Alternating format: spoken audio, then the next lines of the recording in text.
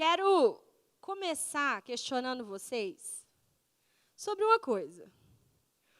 Vocês fazem ou já fizeram autodiagnóstico? Tipo assim, começou a espirrar e falou assim, é sinusite, é rinite. Alguém já fez isso? Ou então começou a sentir dor de cabeça e falou assim, ih, vou ficar gripado. Vocês fazem isso? Começou a sentir uma dorzinha e fala assim, ih, isso aqui vai ser não sei o quê. Aí depois vai lá e acontece, isso aqui eu vou ter tendinite, daqui a 3 dias eu vou estar com tendinite. Sei lá, umas paradas assim. Vocês já fizeram isso na vida? Já? Vocês já detectaram algum sinal de que tinha alguma coisa errada no organismo de vocês e depois aconteceu de dar ruim? Já? Eu acho que a rinite é a que mais ataca, né? E é a mais fácil de identificar.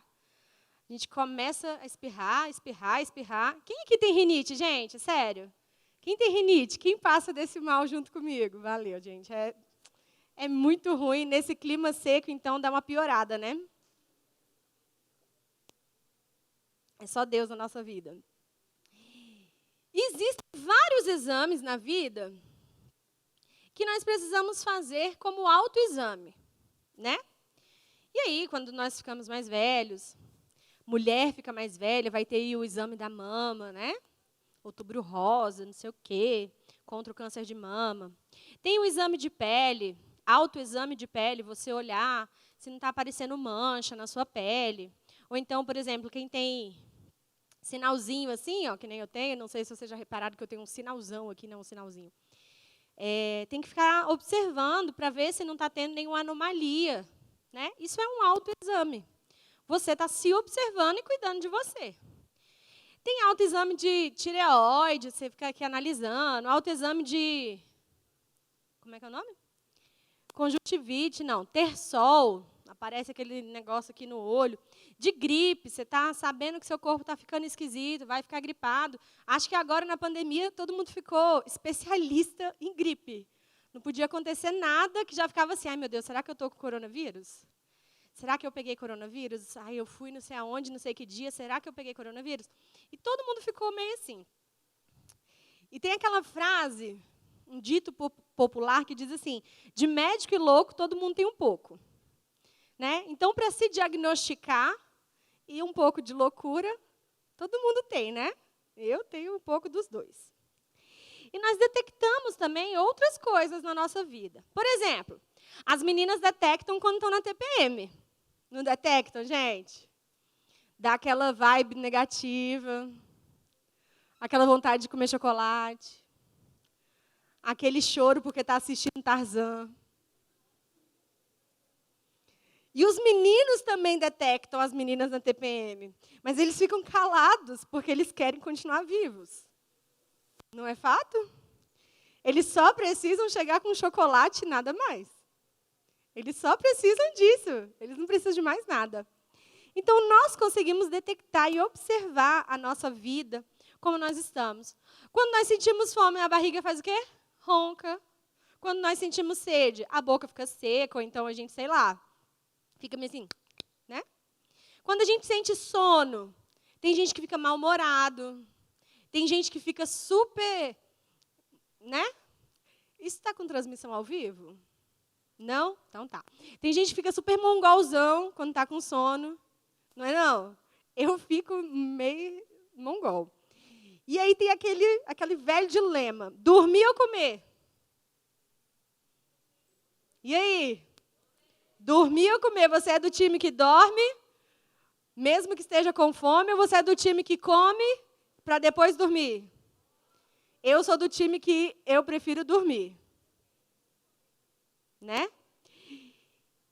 E detectamos mais fácil ainda o problema dos outros. Não é não? Se o seu amigo está com bafo, é fácil de detectar, não é? Agora que a máscara dá uma ajudada, né? Mas dá uma facilidade. Se a pessoa engordou, se a pessoa emagreceu, nós identificamos isso muito rápido. A gente olha para a pessoa, a gente já fala, nossa, ó, a pessoa engordou, a pessoa emagreceu. Se a pessoa está com cabelo legal, ou se a pessoa não está com cabelo legal, né, Felipe? A gente detecta isso muito fácil, né? Se a roupa está legal, ou se está de acordo com a moda que a gente dita. Vocês já viram que a gente faz muito isso?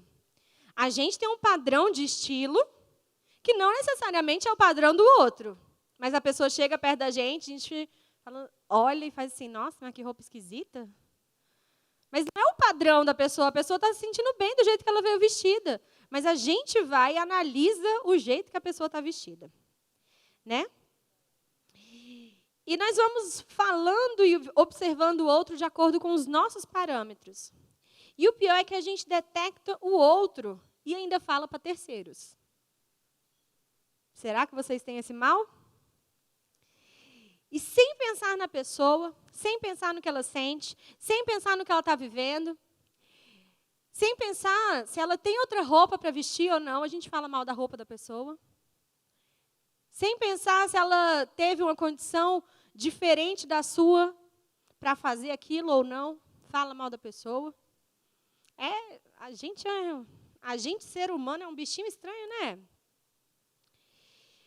E a gente não é muito bom. A gente não encontra muita coisa boa na gente, às vezes. E a gente acaba encontrando dentro de nós uma pessoa lá dentro fofoqueira. E quando a gente não encontra alguém que é fofoqueiro igual a gente já determina, não, essa pessoa não é boa para ser meu amigo. Não é boa para ser minha amiga. Está decidido. Não vou ser amigo de fulano, não vou ser amiga de fulana, porque não fofoca. Ah, não, namorado bom é namorado que fofoca da vida dos outros. Não é bom para andar comigo. Se não fala mal dos outros, não é bom para andar comigo.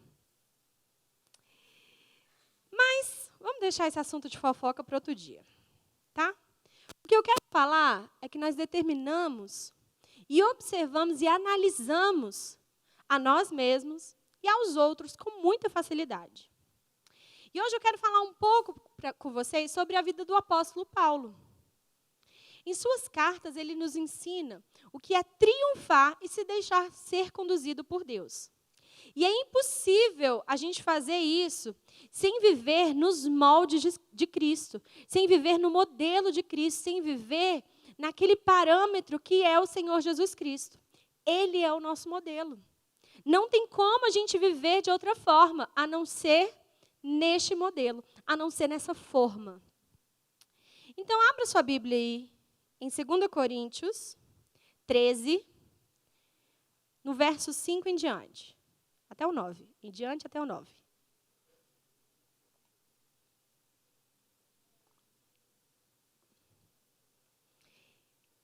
E diz bem assim. Abriram? Conseguiram abrir? 2 Coríntios 13, no verso 5 ao 9. 1 Coríntios 13, todo mundo conhece, né? Porque fala do amor, que o amor é paciente, o amor supera, o amor espera. Aí agora é 2 Coríntios 13, do 5 ao 9. Vai falar bem assim. Examinem a si mesmo. Verifiquem se estão praticando o que afirmam crer. Assim poderão ser aprovados. Certamente sabem que Jesus Cristo está entre vocês. Do contrário, já foram reprovados. A minha expectativa é que, uma vez que se examinarem, reconheçam que não fomos reprovados. Ora, oramos a Deus para que vocês não façam o que é mal. Não para que pareça que fomos aprovados em nosso serviço, mas para que façam o que é certo. Mesmo que pareça que fomos reprovados ao repreendê-los. Pois não podemos resistir à verdade, mas devemos sempre defendê-la. Ficamos alegres quando estamos fracos. Se isso ajudar a mostrar que, na realidade, vocês estão fortes, oramos para que sejam aperfeiçoados. Amém? Feche seus olhos. Senhor, essa é a tua palavra, Deus. E o Senhor nos traz aqui ela revelada, Pai, para inundar e transformar os nossos corações. Que nesse instante, Senhor, cada um que está aqui, cada um que veio aqui, sentou e entrou neste lugar, Senhor, e que vai ouvir aquilo que o Senhor tem, aquilo que o Senhor trouxe, Senhor, através dessa palavra. Que viva, Senhor, uma transformação genuína. Que viva, Senhor, em verdade e em novidade de vida. Que te conheça, Senhor, não só de ouvir em mais um culto, mas te conheça de andar contigo, Senhor. Nesse instante que as mentes e o coração de cada um desses meninos e dessas meninas que estão aqui esteja cativo a ti, Senhor. Senhor, que a mente, o coração, o entendimento, a concentração deles esteja, Senhor, nas coisas lá do alto e nada mais. Em nome de Jesus, amém. Amém? Amém? Então bora lá. Essa carta de 2 Coríntios é a carta mais pessoal de Paulo. Gente, ela é quase uma autobiografia. Paulo vai trazer nessa carta, ele vai colocar ali os sentimentos dele, as aflições que ele passa ali com a igreja de Corinto, né? Ele vai colocar ali o que ele passou, as lutas que ele passou e como ele defendeu o seu apostolado. A galera não estava falando, não estava acreditando muito, estava dando muito moral para Paulo. A galera estava falando assim, não, esse cara aí não está certo, não. Então, Paulo, ele vai trazer nessa carta esse sofrimento que ele passou ali com aquela igreja que ele mesmo tinha plantado naquela região. E no final da carta, no capítulo 13, a gente vai ver esse texto que Paulo está falando para essa igreja. Paulo falou das experiências mais íntimas, das dores, pois ele cuidou de muitas igrejas, gente. Paulo cuidou de muitas igrejas. Mas essa igreja aqui de Corinto foi a igreja que Paulo mais, tipo assim, ele mais deu um cuidado. É isso. Ele mais deu um cuidado pastoral, ele mais aconselhou, ele mais visitou. Então, consequentemente, o que aconteceu lá machucou ele também. Então, ele sofreu mais com esses acontecimentos. E ele colocou isso nessas cartas, né, de 1 e 2 Coríntios. E aí, vai lá no verso 1, que fala, examine a si mesmo. A gente faz isso, igual eu estava falando lá no início. A gente faz isso, se aparece um carocinho no olho, a gente vai lá no espelho, faz assim, olha para cá, olha para lá. Se aparece um espinho aqui que está doendo, a gente vai lá e olha. A gente está fazendo um exame daquilo que está incomodando. E examinar a si mesmo não é deixar o outro nos examinar. Ou não é examinar o outro. É cada um olhar aqui dentro. O que tem aí dentro de você? Examinar a si mesmo não é parar na frente do espelho e olhar só para o seu reflexo. É olhar para dentro de você, para dentro do seu coração. É olhar para as suas ações e suas práticas. Como é que tem andado isso? Como é que estão as suas ações, as suas práticas? Paulo mostra aqui que ao invés da galera ficar examinando as ações dele, elas deveriam examinar suas próprias ações. Ao invés de ficar focado nele, deveria focar cada um em si. Para de olhar para o outro, para de olhar para quem está na sua frente, quem está do seu lado, e olha para você. Como é que está aí dentro? Como é que foi essa semana? Para aí, a galera ali do fundo, que está ali no fundo. O que vocês fizeram essa semana? Quais ações vocês tiveram essa semana? A galera que está na frente, a galera aqui desse meio, a galera do lado de lá. Quais ações vocês tiveram essa semana? Todas elas agradaram a Deus? Será que na hora que você estava mentindo para os seus pais, aquilo ali estava agradando a Deus? Será que na hora que você estava vendo pornografia, aquilo ali estava agradando a Deus? Ou será que na hora que você estava aquilo ali estava agradando a Deus? Eu vou falar baixo que tem pai lá fora, né? Eles não precisam ouvir que a gente fala isso. Aquilo ali estava agradando a Deus?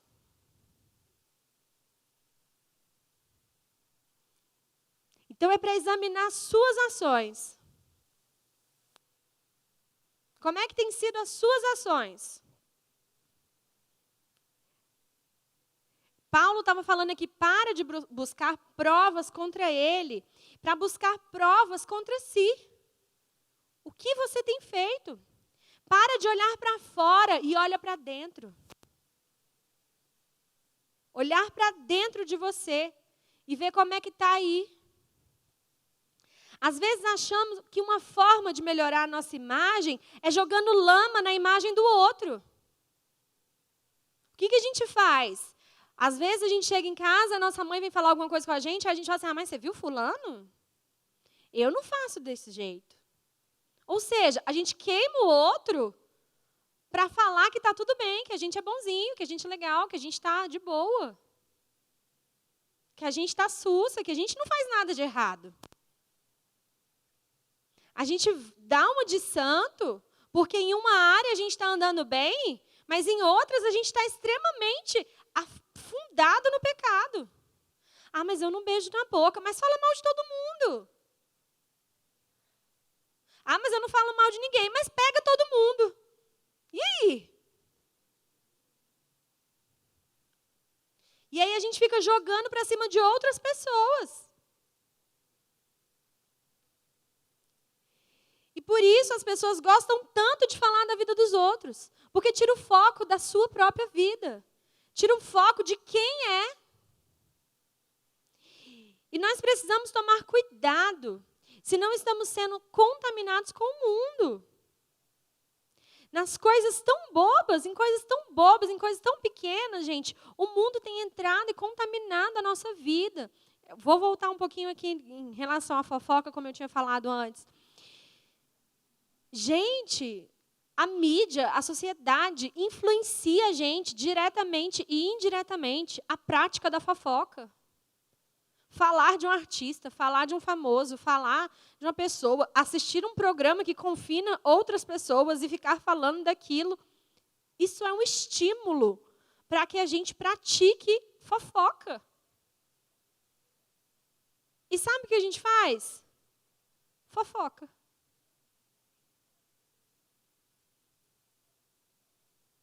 Sabe o que vocês fazem? Falam mal dos outros e determinam os outros de acordo com seus padrões. E é um assunto que nunca acaba. E aí a gente esquece de Romanos 12, 2, que fala, não vos conformeis com esse mundo, mas a gente pratica igualzinho no mundo. Mas a gente fala, não, mas eu não estou fazendo igual eles fazem. A gente determina quais são os pecados, que são pecados. E o restante só é de boa, é normal, todo mundo faz. Eu não estou fazendo, eu não estou pegando ninguém, eu não estou indo para a festa, eu não estou bebendo, eu não estou fazendo isso, eu não estou fazendo aquilo. Aí o que a gente faz? Faz todo o resto. Fala mal dos outros, fofoca, mente muito. E acha que está tudo bem. Não estou me conformando com esse mundo, não. Será? E o povo aqui de Corinto, eles estavam acusando Paulo, eles tinham muitas acusações. Eles estavam falando que Paulo não era um apóstolo legítimo. E eles questionavam isso. E Paulo até podia questionar, e eu questiono vocês. Quando você fala que a outra pessoa ali, não, aquela pessoa ali não é crente mesmo, não. E aí eu te pergunto, você é? Você é crente legítimo?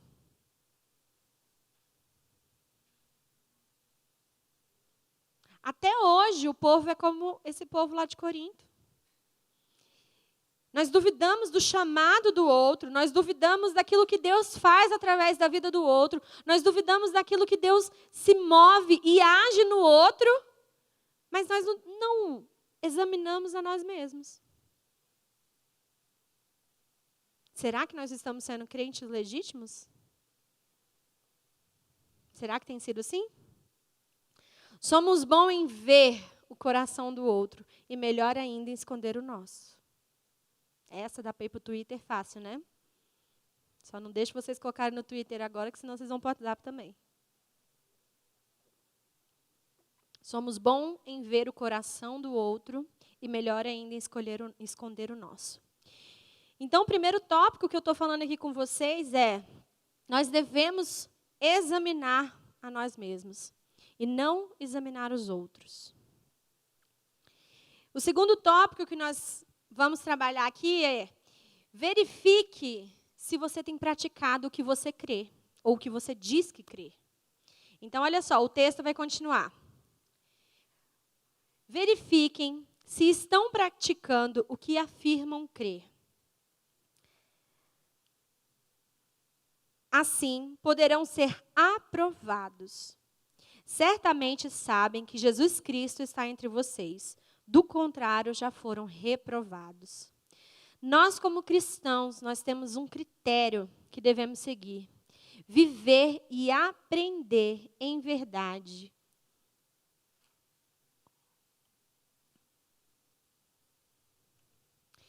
Nós temos esse critério. Nós precisamos viver e aprender a viver na verdade. Vamos fazer uma avaliação rápida aqui. Vai dando um check do cristão aí na sua mente.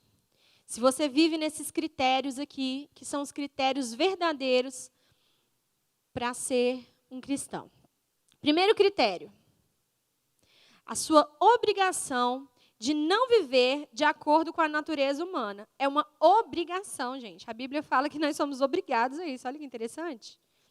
Que está lá em Romanos 8, do 9 ao 12, vai falar assim: vocês, porém, não são controlados pela natureza humana, mas pelo Espírito. Se de fato o Espírito de Deus habita em vocês, e se alguém não tem o Espírito de Cristo, a ele não pertence. Então, se você não tem o Espírito de Cristo, ainda não pertence a Cristo.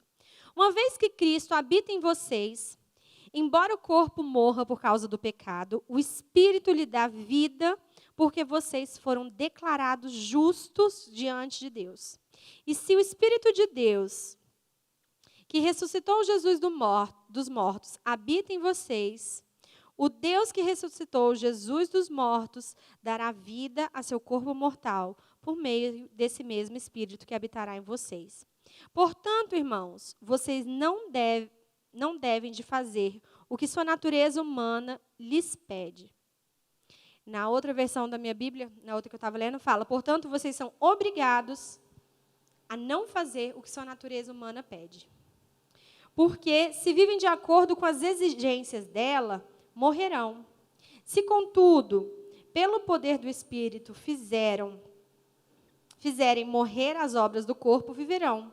Porque todos que são guiados pelo Espírito de Deus são filhos de Deus. Pois vocês não receberão um espírito que os torne de novo escravos medrosos, mas sim o Espírito de Deus que os adotou como seus próprios filhos. Então, olha só, vê aí se você está vivendo isso. Se você está vivendo a obrigação de não viver de acordo com sua natureza humana.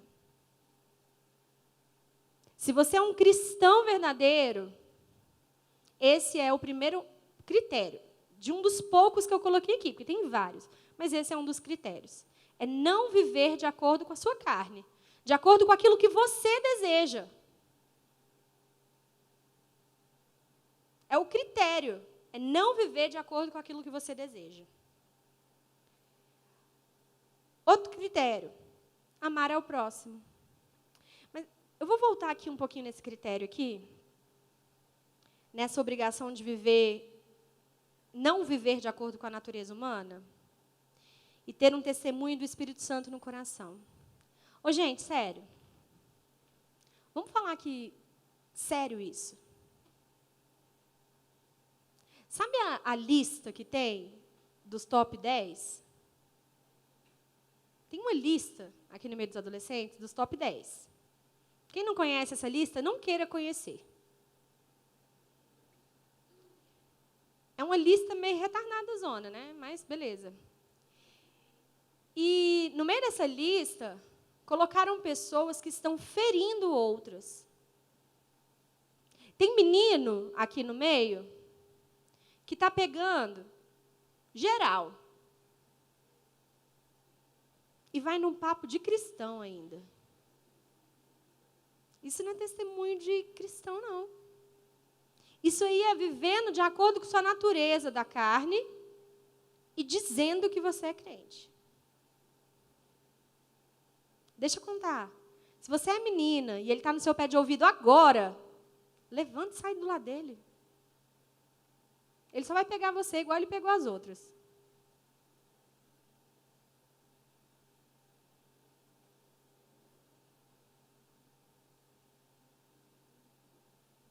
Para com isso de vir para o culto e depois se esconder, ou então ficar lá embaixo, fugindo daquilo que Deus quer para você. Deus quer transformação de vida, Deus não quer palhaçada. Deus quer transformação da sua história. Se você acha que o que eu estou falando aqui é zoeira, é brincadeira, é comédia, deixa eu falar. Não é não? Eu estou falando bem sério aqui. Porque tem muita gente que está vivendo de acordo com a natureza humana. E essa galera não é testemunho nenhum.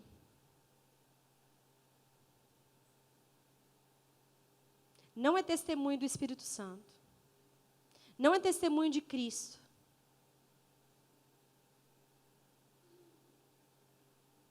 Então, se esse é um dos critérios para você ser verificado, que a gente, né, tem gente que quer tanto ser verificado no Instagram, se esse é um dos critérios para você ser verificado na prática correta, hoje é dia de você se reconciliar e parar com essa prática. Vamos lá. Segundo critério, amar ao próximo. Lá em 1 João 3,14 vai falar bem assim, ó. Se amamos nosso irmão, significa que nós passamos da morte para a vida. Mas quem não ama, continua morto. Se você não ama seu irmão, você continua na morte. Se você não consegue aceitar, se você não consegue perdoar, se você não consegue olhar com outros olhos, você continua na morte. E o terceiro critério é praticar a justiça. Olha só, o que tem lá em 1 João 3,9. Aquele que é nascido de Deus não vive no pecado, pois a vida de Deus está nele. Logo, não pode continuar a pecar, mas é nascido de Deus, ou seja, vive aqui numa justiça. Vive corretamente. Devemos provar cada um a si mesmo, sem avaliar o outro, mas avaliando as nossas ações. E aí, voltando lá no texto de 2 Coríntios... que eu fechei. Voltando lá no texto de 2 Coríntios, olha o que vai continuar falando. Lá no versículo 6, vai falar assim, ó. Minha expectativa é que, uma vez que se aproximarem, reconheçam que não fomos reprovados. Paulo, ele está aconselhando aqui para que a gente procure, para a gente procurar em reprovar, não reprovar o outro, mas, pelo contrário, aprovar as nossas próprias ações em Cristo. Não é ficar procurando o erro do outro, porque o povo aqui estava querendo achar e reprovar Paulo. Mas Paulo está falando aqui, não se preocupa em me reprovar ou me aprovar, não. Se preocupa em se aprovar. E é isso que eu quero dizer para vocês. Preocupem-se em se aprovar diante do Senhor. Preocupem-se em se mostrar aprovados diante do Senhor.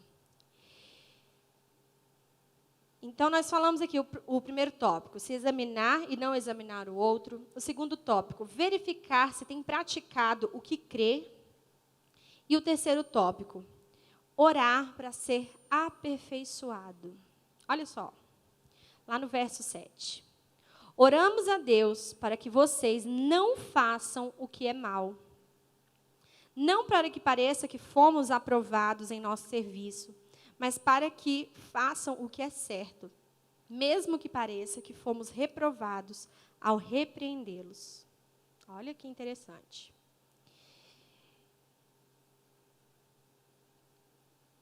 Paulo nos ensina que nós precisamos orar. orar a Deus para a gente não fazer o que é mal e fazer o que é certo. A igreja de Corinto, ela vivia em práticas pecaminosas. Ela tinha divisões, imoralidade, pegação, né? Uso abusivo da liberdade cristã. Eu sou crente, eu posso fazer o que eu quiser. Irreverência no culto, brincadeira, palhaçada, diante do culto, da ceia, dos dons espirituais, conversa, mexia no celular. A igreja de Corinto fazia isso. Não, desculpa. Acho que é a igreja de hoje que eu estou falando isso. Mas é porque é muito parecido, né? A igreja de Corinto vivia dessa forma. Será que não parece com você? Será que não parece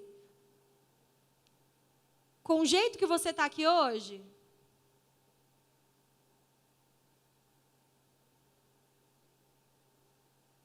Será que você não está aí cheio de divisões no seu coração, cheio de raiva, cheio de grupinho de panelinha, cheio de imoralidade, cheio de vontade, desejo pecaminoso, de pegação, não sei o quê? Ou será que você não está aí cheio de abuso da liberdade cristã, paga de crente para todo mundo, mas faz o que você quer? Ou será que você não está aí cheio de irreverência na hora do culto? Será que você não está aí assim, desse jeito? Acha que o culto é hora da brincadeira, acha que o culto, na hora do louvor, é hora de conversar, é hora de rir. Será que você não está desse jeito? Toma ceia em pecado.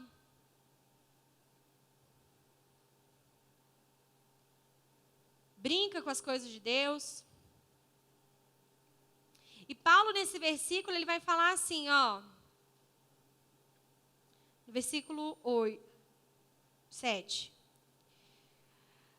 Não para que pareça que fomos aprovados em nosso serviço, mas para que façamos o que é certo. Sabe o que rola, gente? Paulo está falando assim, galera, eu não quero parecer que eu estou fazendo certo, não. Eu não quero parecer que o que eu estou falando, junto com os outros que estão comigo, que a gente é bom, não. O que eu quero é que vocês tenham transformação de vida verdadeira. E sabe o que é isso, gente? É eu, o Pedro, o Felipe, a Amanda falando para vocês assim, a gente não quer saber se vocês vão falar assim, foi lá no culto dos adolescentes, foi na Getsemane, foi na pregação de fulano, foi na pregação de ciclano. A gente não quer saber disso, não. A gente só quer que vocês tenham uma transformação de vida verdadeira, genuína. O que a gente quer saber é que vocês conheçam a Deus verdadeiramente e sejam transformados por Ele. Paulo não queria glória.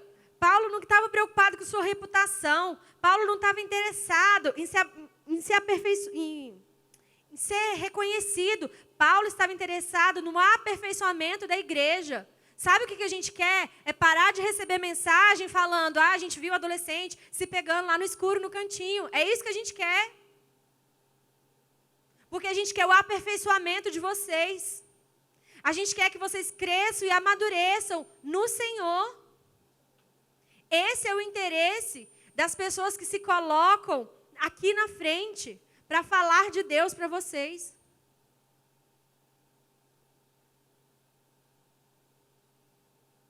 O que adianta ter o maior grupo do mundo de adolescentes num salão se é todo mundo vazio de Deus?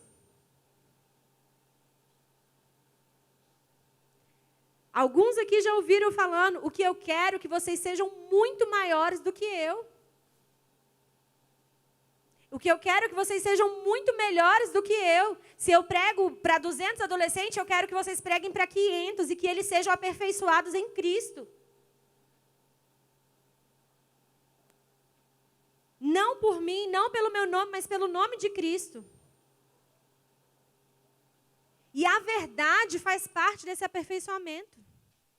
E o verso 8 vai falar bem assim, pois não podemos resistir à verdade, mas devemos sempre defendê-la. Não podemos jamais agir de modo contrário ao Evangelho. Cada pastor que chega aqui na frente, cada ministrante que chega aqui na frente, ele vai falar da verdade do evangelho para você. E ninguém vem aqui de modo contrário a isso. Porque o evangelho é que liberta. Jesus Cristo é que transforma. Jesus que veio para morrer pelo seu pecado, que ressuscitou. Foi ele, mais ninguém. Foi ele que te justificou. Se Paulo aqui nesse texto, ele fizesse isso por vaidade, ele está contaminando o seu próprio chamado. Se qualquer pastor que chegar aqui fizer isso por vaidade, de falar com vocês, de pregar para vocês por vaidade, vai estar contaminando o próprio chamado. Ande segundo o evangelho em novidade de vida, em verdade.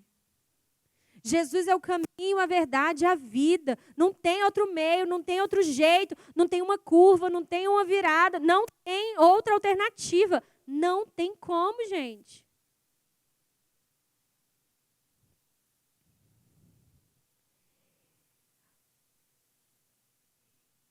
E no verso 9 vai falar assim, ó. Ficamos alegres quando estamos fracos, se isso ajudar a mostrar que, na realidade, vocês estão fortes. Oramos para que sejam aperfeiçoados. É isso que nós queremos. É isso que você tem que querer. Você tem que desejar ser aperfeiçoado em Cristo. Se esse não é o desejo do seu coração, você está contaminado com o mundo. Você está envolvido com as paixões do mundo. Se você não deseja ser aperfeiçoado em Cristo, você não conhece a Cristo verdadeiramente.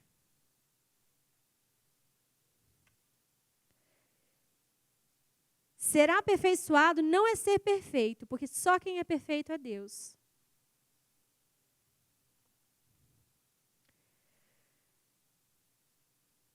Vou contar para vocês a experiência que eu tive ao fazer essa ministração.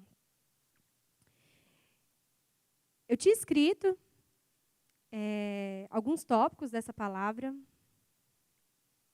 E eu estava orando muito, porque é muito pesado para a gente vir aqui e falar, né, sobre determinados assuntos. E não é nem atrativo também. Né? É muito mais legal quando vem aqui, faz piada, ou quando fala de uma coisa que é mais profundo, assim, que envolve o seu pensamento, seu sentimento. E é muito difícil dar uma palavra de confronto, dar uma palavra sobre aperfeiçoamento em Cristo. E eu estava orando muito, falando, meu Deus, me ajuda. É isso mesmo? E aí eu fiz uma oração assim, eu falei, Senhor, me revela em sonho se é isso. Me revela em sonho. Mas a gente, quando faz uma oração assim, a gente espera o quê? Que o sonho seja nítido, né? Deus aparecendo falando assim, é isso! Ou então eu chegando no sonho, eu pregando sobre isso na frente dos adolescentes. Eu espero um sonho assim, né? E aí eu sonhei que eu estava olhando alguns discípulos, viagem total, alguns discípulos consertando rede de pesca. Aí eu acordei e falei, Deus, então é para mudar a ministração e ministrar sobre a escolha dos discípulos? Quando fala lá em Mateus, sobre o momento em que Jesus escolhe 2 discípulos que estavam consertando as redes de pesca. Eu falei, então tá, Deus, entendi. Entendi tudo. Né? Que a gente acha que a gente entende tudo, né? E aí eu fui pegar a Bíblia para fazer um devocional, para ler esse texto aqui de 2 Coríntios 13. E quando eu peguei uma Bíblia de estudo que eu tenho lá em casa, que eu quase não uso, mas por um acaso o Felipe tinha deixado ela lá na mesa de estudos. Eu peguei ela, eu abri, e eu comecei a folhear e achei o texto. E aí a palavra aperfeiçoada estava grifada. Aí eu fui procurar, né, o que era o grifado na Bíblia de Estudos, fui dar uma lida. E quando eu procurei, aí estava bem assim, ó, vem comigo. Palavra grega, catartises. Desculpem os gregos, caso, né, não sei falar isso. Aperfeiçoamento. É usada no sentido de juntar partes quebradas, remendar redes, como os discípulos remendaram.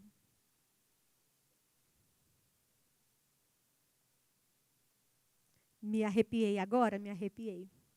Chorei igual criança? Na hora? Chorei. Porque eu não tinha noção que aperfeiçoamento significava isso. Mas o Senhor, Ele confirmou no meu coração porque Ele quer falar isso para você. Ele quer que você, adolescente, viva em um aperfeiçoamento nele. Não é ser aperfeiçoado segundo a sociedade. Não é ser perfeito. Mas é ser aperfeiçoado nele. É ser reparado aonde tem necessidade de reparo. É crescer na santidade. É viver de acordo com a transformação em Cristo. Pois Ele é perfeito e nos aperfeiçoa.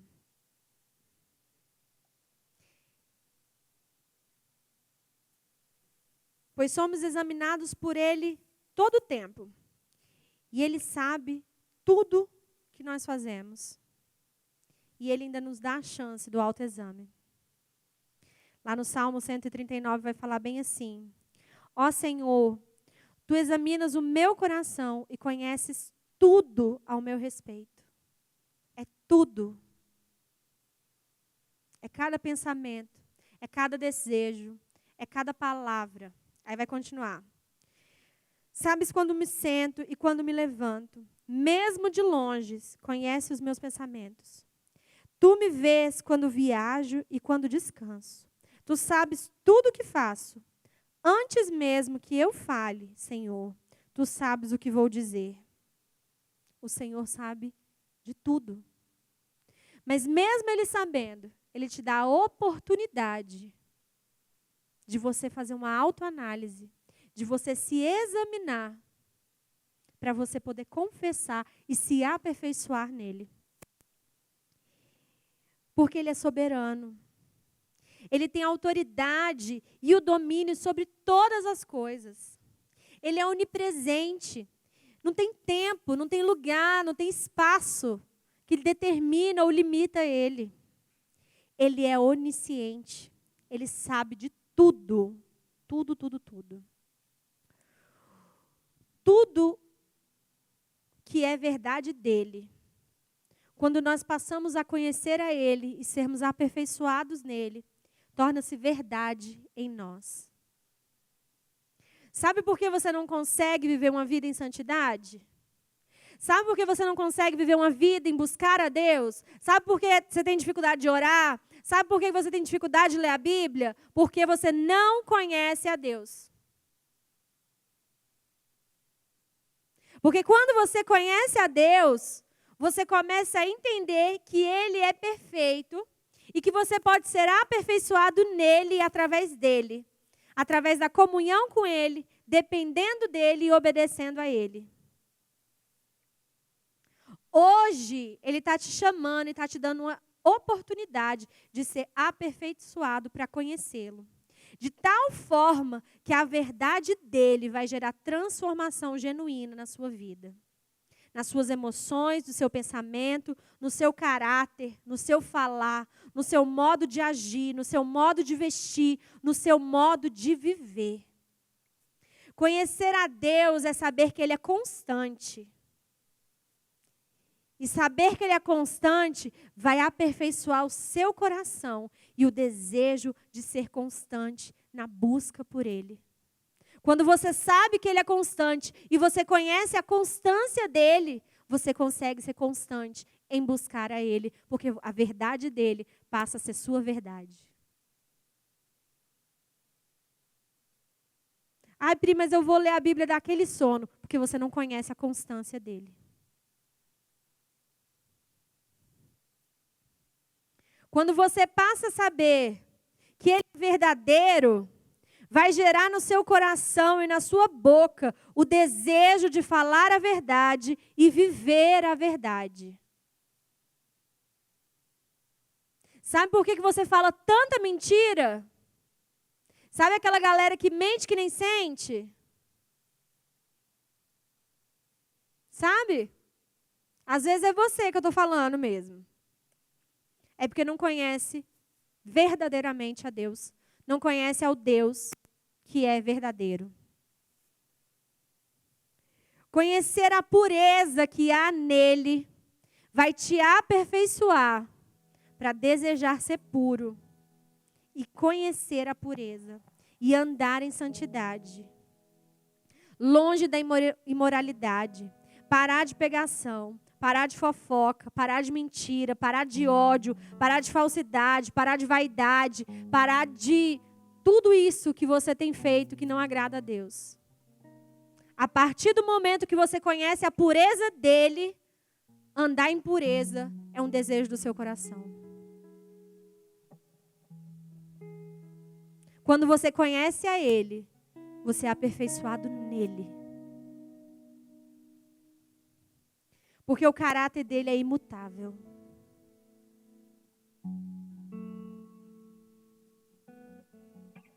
Sabe por que tem tanta gente que não consegue ser fiel a um amigo, que não consegue ser fiel a uma pessoa que está se relaciona com um, com outro, todo mundo? Sabe por quê?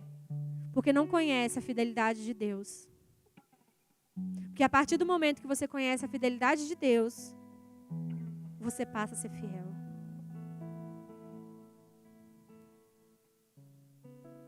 Quando você conhece a Deus, a verdade dele torna-se a sua verdade.